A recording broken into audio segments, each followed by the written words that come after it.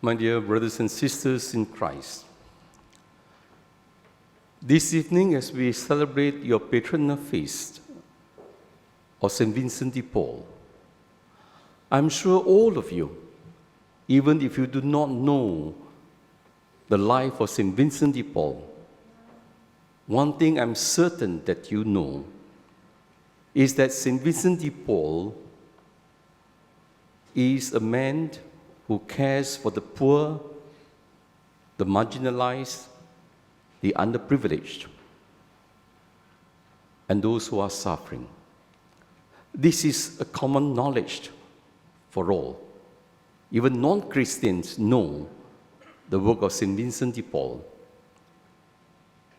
Indeed, as in today's second reading, St. Paul said, those whom the world considered to be nothing, St. Vincent de Paul considered them to be everything. His love for the poor and for the suffering, however, did not come about in a matter of years. In fact, when we read the life of St. Vincent de Paul, we find that we have great hope, especially for those of us who think that we are not worthy to be his priest or his laborers or even to be a saint. St. Vincent de Paul, in fact, when he was young, and even as a priest, he was very worldly. He was not a saint. It took him many years before he changed his whole perspective to ministry. We are told that St. Vincent de Paul came from a peasant family. His parents were poor, they were farmers. But his father was ambitious. So he sent St. Vincent de Paul to a Franciscan university in the city. And life in the city was, of course, very comfortable compared to the farm. So much so that Vincent de Paul then, when he was there, he enjoyed the life in the city. He studied hard. He was very ambitious. And he wrote that when his father came to visit him, he felt ashamed of him. He was in the classroom, and his father wanted to see him, and he refused to acknowledge him as his father. He was ashamed that his father, who was limping and poorly dressed. Indeed, Vincent de Paul then, when he was studying, he was very ashamed even to be seen with his father. And this is true even in today's world. Some of our children are ashamed of their parents because they are not from the upper class. But they have forgotten how much their parents have sacrificed for them. The kind of ingratitude, even in our generation, it is nothing new. This is something that St. Vincent himself, he went through. And we are told that he was so ambitious, he studied very hard. He even earned his doctorate in canon law. And the reason why he took canon law was because he was aspiring to be a bishop. Even in the religious world, you notice, we still can be worldly. He was seeking power, honor, prestige.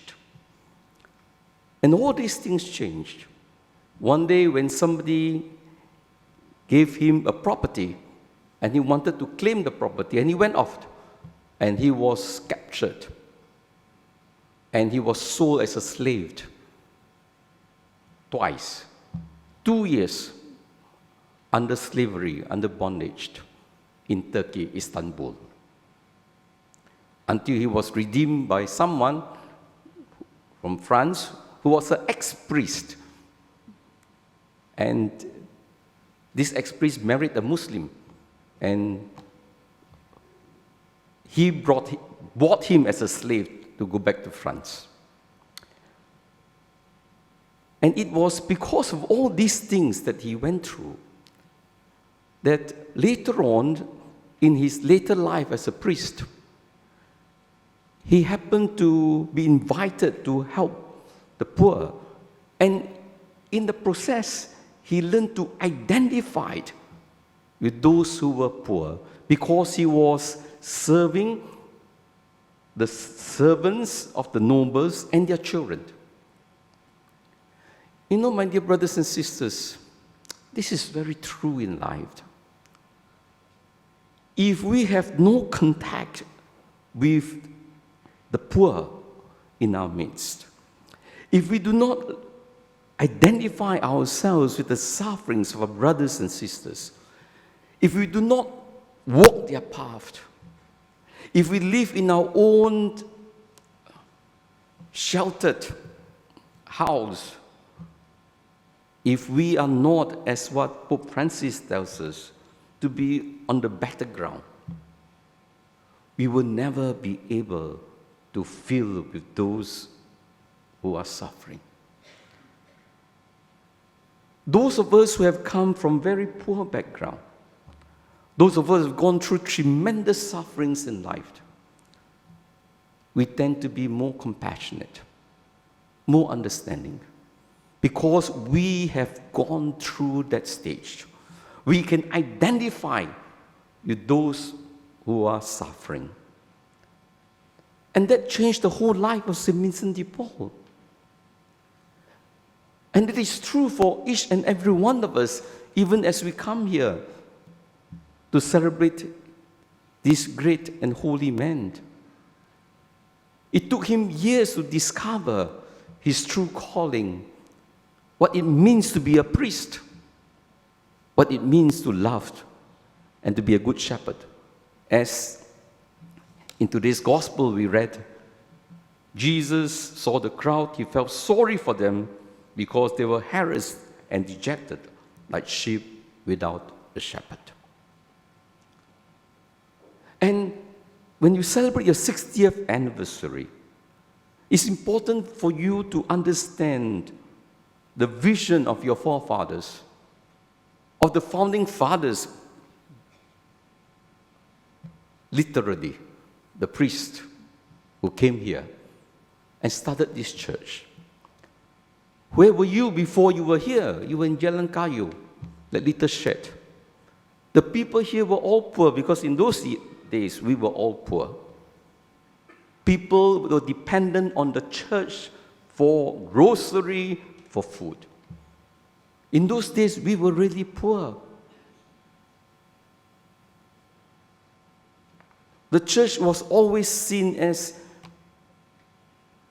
a source of consolation, the way we reach out to them in compassion. That is why, Singapore now is so different. If you go to a third world country, in India, in Cambodia, Vietnam, don't expect the people to give the priest ang pao. When you are in Cambodia, you are a priest, you are supposed to give them ang paos. You're supposed to give them money. They expect the priest to give them money, not they give the priest money. That's why the church, the people are poor. So, my dear brothers and sisters, the forefathers of this church, that is why I suppose they named this church Church of St. Vincent de Paul, because they want to cultivate this spirit of being identified with those who are poor. Of course, the situation has changed today. The poor might not necessarily always be materially poor. Of course, there are still many who are materially poor, Of course, today, it's very difficult to describe who are the poor, because sometimes we say they should have a minimum standard of living. What is the minimum standard? Means one color TV, 3 handphones, 1 iPad, and don't know what else that is considered basic, and one holiday. And the other day there was a survey in a newspaper, about the basic standard of living, and holiday is included. One of the things now necessary for everybody in Singapore is to go for holidays. If not, it means to say that you are not even having the basic needs of life. But in today's prophet Ezekiel, he tells us who are these poor really. Besides the materially poor, actually those who are materially poor are not so difficult to help. You just give them some money, you might solve the problem. Of course, most of those people, those who are forever poor, no matter how much money you give to them, they'll be forever poor because they need counseling. They don't know how to manage their life. I know. I got one sibling like that also. You give him $100,000, he will finish it within the 2-3 months. So he lives the rest poorly, They don't know how to manage their funds. So they have an issue, sometimes a psychological issue of management and so on. Of course, there's many who are genuinely poor.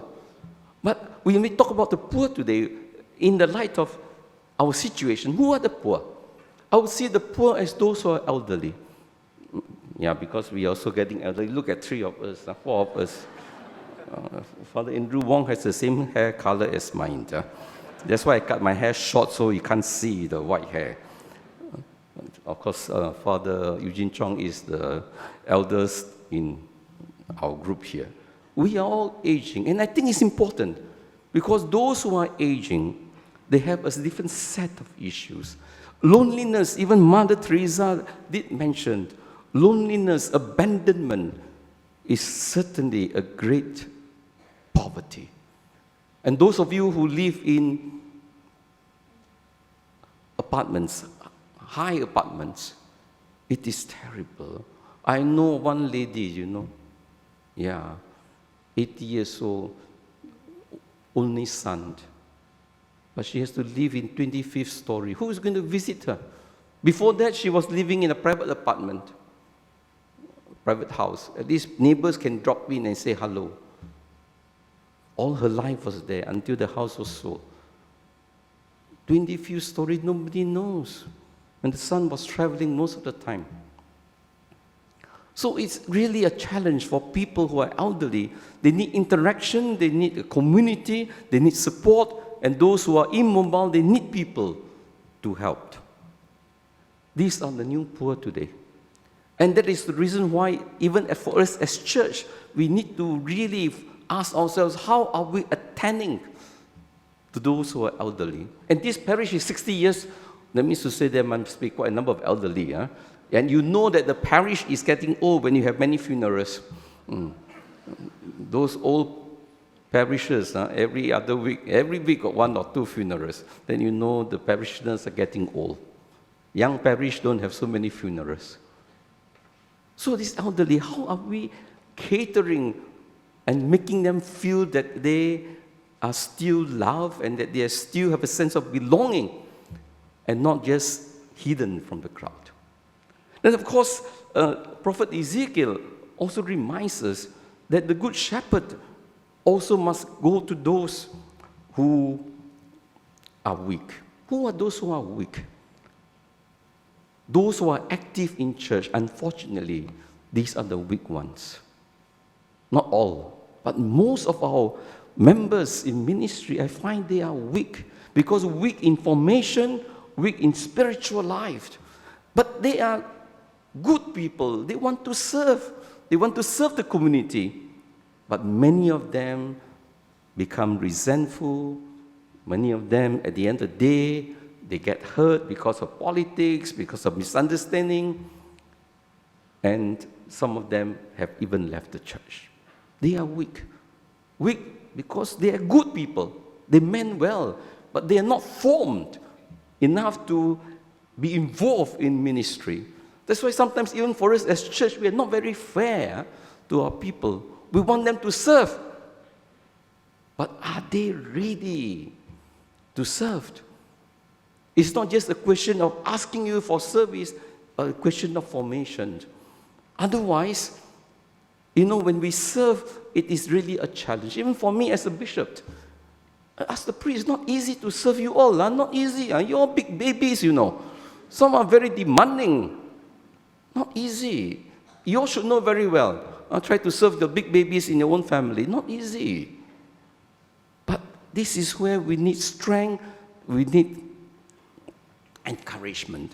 Sometimes it's lacking. Then again, who are those people that you have called to reach out to? Those who have strayed. Again, every year, how many baptisms do we have? 20, 30, 40, 50. How many die a year? Not even replacement level. And many of our young people, after confirmation, also they left. We are not bothered about how many have left the church. And I think that is the whole problem, because we do not know. Even if you don't come to church, we also do not know you don't come. Parents don't even know their children don't come to church even. Don't talk about us. But how do we reach out to them?